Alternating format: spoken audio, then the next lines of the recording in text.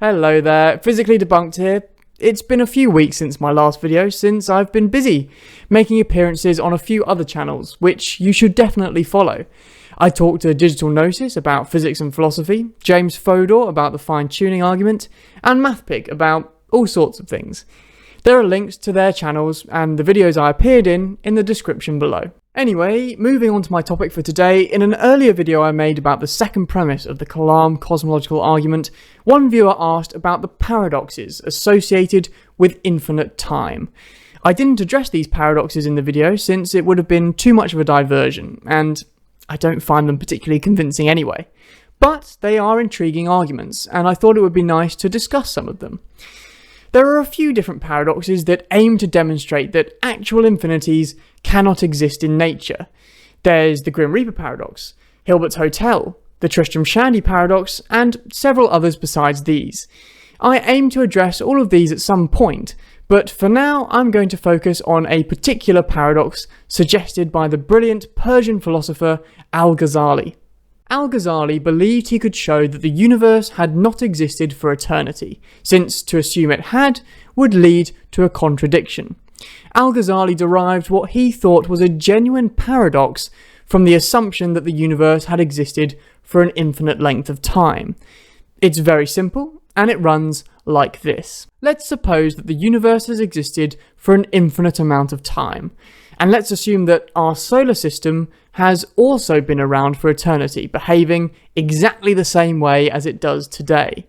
If we compare the orbital periods of the Earth and Jupiter, we see that for every orbit around the Sun that Jupiter completes, the Earth completes 12. With this situation in mind, Al-Ghazali asks the question: if the solar system has behaved this way for eternity, then how many complete orbits have the Earth and Jupiter made? On the one hand, you might say that the Earth has orbited the Sun precisely 12 times more than Jupiter has, since the Earth completes orbits 12 times as fast as Jupiter does. But you could also say that they've orbited the Sun the same number of times, since if they've existed for an infinite amount of time, then both Jupiter and the Earth have rotated around the Sun an infinite number of times. It is here that Al-Ghazali suggests there is a contradiction. He argues that it can't be the case that the Earth has both orbited the Sun 12 times more than Jupiter, and that the Earth has orbited the same number of times. This is a contradiction, he claims, and he blames this on our assumption that it's possible for an actual infinite duration of time to have occurred. Assuming that the universe has existed for eternity permits paradoxes such as this, and so Al-Ghazali argues that an actual infinite length of time is impossible. Some theists today point to this argument as establishing the impossibility of eternity, and that physical reality couldn't have existed for an infinite length of time.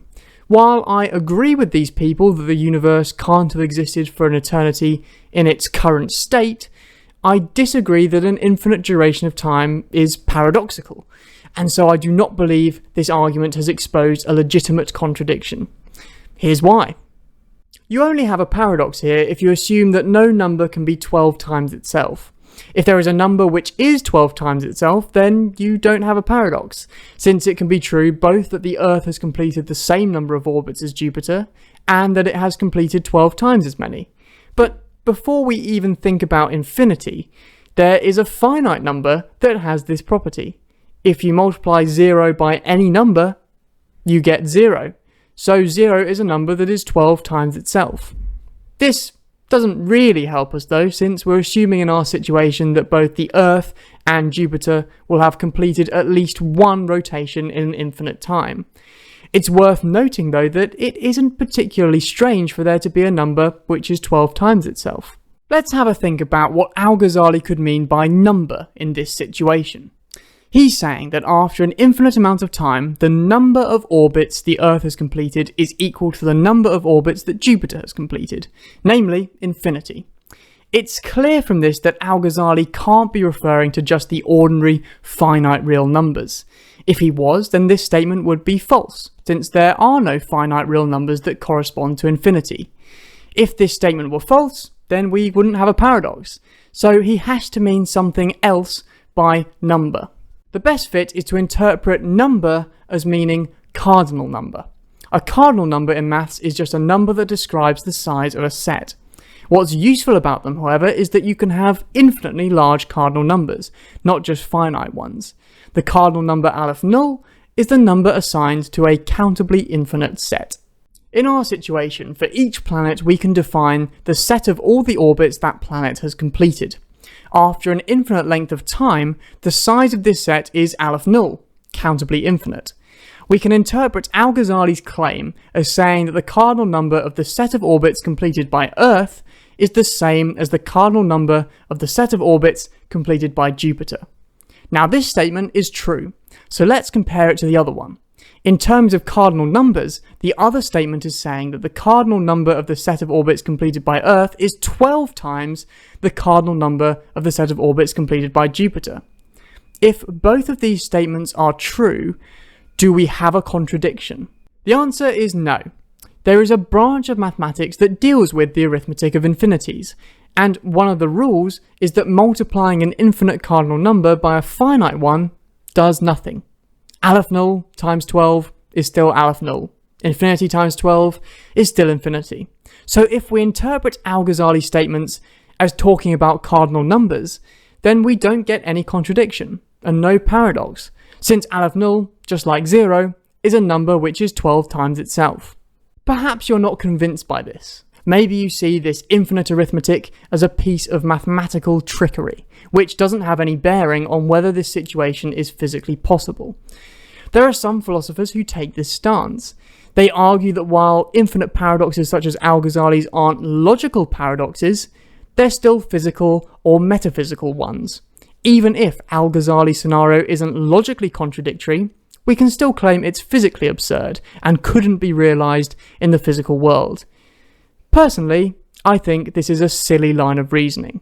If your argument fails to produce a logical contradiction, what weight is there to your assertion that it still can't happen, because it seems intuitively absurd? Quantum mechanics is intuitively absurd. If we discounted ideas from being physically possible just because they seemed absurd, where would physics be today? Anyway, suppose you ignored this and still wanted to claim that Al-Ghazali's argument proves the impossibility of infinite time because its conclusion is absurd. Then I ask you the question, what is actually absurd about it? The only possible source of absurdity is in comparing the facts that the Earth has completed both the same number and 12 times as many orbits as Jupiter. But this isn't absurd at all if we interpret these facts reasonably. That the Earth has completed the same number of orbits as Jupiter can be interpreted as talking about cardinal numbers. Both the Earth and Jupiter will have completed Aleph Null orbits in an infinite amount of time. We've already seen that the other statement, that the Earth has completed 12 times as many orbits as Jupiter, can be understood also in terms of cardinals. But we can interpret it another way. We can interpret this statement as saying that the ratio of Earth's completed orbits to Jupiter's is 12 in the limit of infinite time. If capital T is the orbital period of Earth, then the number of orbits Earth has completed in a time little t is little t divided by big T, and the number of orbits Jupiter has completed in that time is little t divided by 12 big T. If we let time tend to infinity, then both of these numbers will tend to infinity.